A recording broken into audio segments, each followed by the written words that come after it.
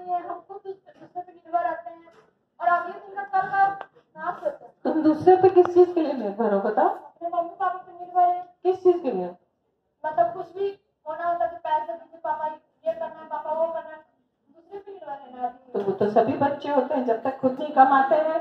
कौन सा बच्चा है जो अपने माँ बाप पर निर्भर नहीं है? सब है ना। लेकिन उसमें भी बहुत से बच्चे हैं जो ये सीख लेते हैं कि ठीक है, पिताजी की भी आय कम है या माताजी की भी आय कम है या हमारे घर की आय कम है, तो बार बार उनसे बोलने से अच्छा है कि हम लोग खुद ही कुछ जुगाड़ लगाएं ताकि हम लोग अपनी जरूरतें भी पूरा कर सकें और अपने सपनों को भी आगे बढ़ सके और माँ बाप के सामने बार बार हाथ नहीं फैलाना पड़े। इतनी बड़ी तो तुम हो कि बहुत सी चीजें तुम्हें आती है, माँ बाप ने सिखा भी दी है।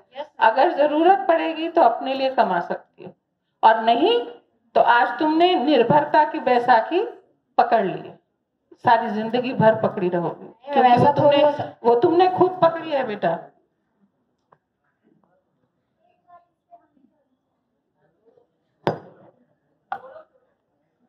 मेरा नाम रिया कुमारी है और मैं कमला नेहरू नगर पटना से आई हूँ। मैम, जैसे हर कुछ के लिए तो सरकार देती ही है, जैसे कि पोशाक का, छात्रवृत्ति, तो क्या मतलब 20 और 30 रुपये का ये विस्पर नहीं दे सकते हैं? अच्छा, ये जो तालियां भी बजा रहे हैं, इस मांग का कोई अंत है?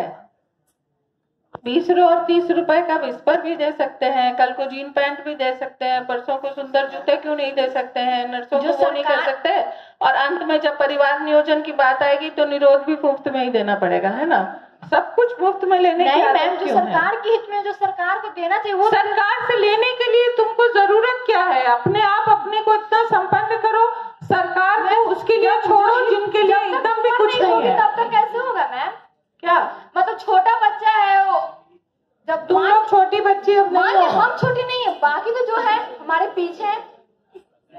तो सरकार की बहुत सी योजनाएं हैं, लेकिन ये जो सोच है ना कि सरकार हमें 20 रुपए 30 रुपए नहीं दे सकती है, ये सोच गलत है। सरकार बहुत कुछ दे रही है और बहुत जगह पहुंच भी रहा है। वोट लेने के लिए भी आती है कितना अच्छा से। क्या वोट लेने के लिए आती है तो उस टाइम नहीं? अच्छा, मत दो तुम वोट, सरकार तुम्हारी है, बेवकूफी की इंतहा है। नहीं, मत दो तुम वोट, बन जाओ पाकिस्तान। मैम, हम हिंदुस्तान में तो पाकिस्तान में क्यों जाए? तो फिर वोट का क्या महत्व है? और वोट तुम पैसे के एवज में देती हो, सुविधाओं के एवज में देती हो। जब वोट लेने आते हैं तो तुम तो अलग से खड़ी हो, तुमको पहले वोट की महत्वता समझाएं। और ये बात जो ताली भी बजा रहे हैं कि सैनिटरी पैड देने के लिए सरकार को पैसे देने चाहिए, जरा हाथ उठाइए तो कितने लोग डोनेट करने को तैयार हैं सैनिटरी पैड फंड में? चलिए जरा हम भी देखें। 1 2 वेरी गुड, 3 4 5, चलिए आइए।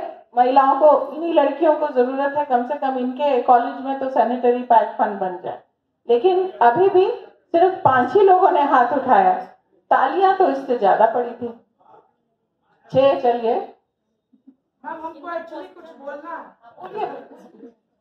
मैम, आप जैसे बोल रहे हैं कि सैनिटरी पैड या फिर किसी भी चीज के लिए हम उतना कर सकते हैं, तो फिर जितना भी सरकारी योजना है लड़कियों को लेकर वो सारा बंद कर देना चाहिए।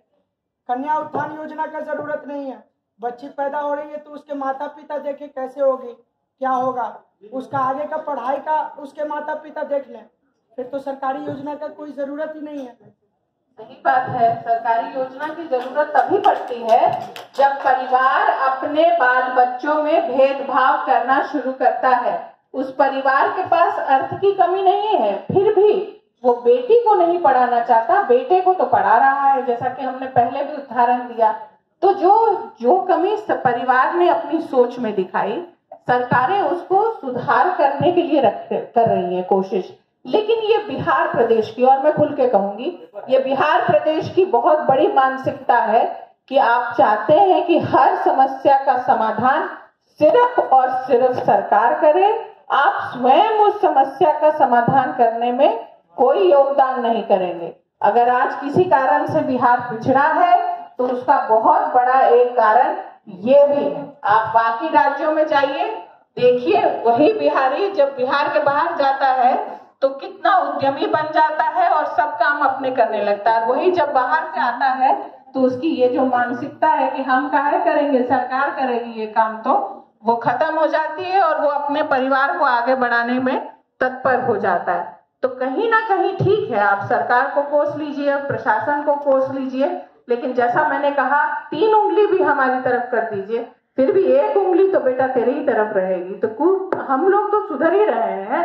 आज जब तुमको मैं वही उंगली वापस जुड़ा रही हूँ तो बुरा क्यों लग रहा है? बुरा नहीं लग रहा ना। हम भी तो रोज सुनते हैं बेटा, 3 उंगलियां तो हम लोगों की तरफ रहती है, और हम लोग जब सुनते हैं तो सुधार करने के पूरे प्रयास भी करते हैं। थोड़ा सा प्रयास तुम लोग भी कर लो, कोई ज्यादा तो नहीं है, जिंदगी तो तुम्हारी भी सुधरेगी उसमें। हम कोशिश। और दूसरी बात, चॉइस तुम्हारी है बेटा।